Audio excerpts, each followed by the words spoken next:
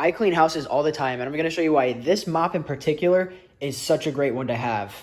So let's talk about these two pieces here first. As you can see, they're the same shape because, well, they go together.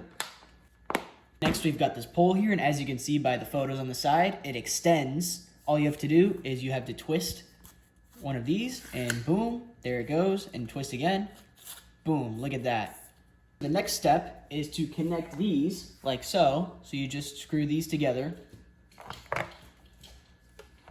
Next, you want to fill this with water and soap, and then you'll be ready to clean. Ready? Now that I've got the soap and water in here, you want to just take the mop head here and dip it in.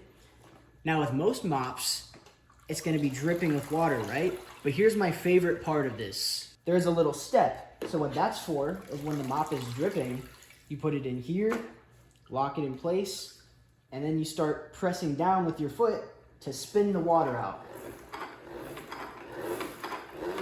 You can hear all the water coming out, and now it should be good. Let's lift it out, and see, no more water is dripping out of it. And now you're ready to mop.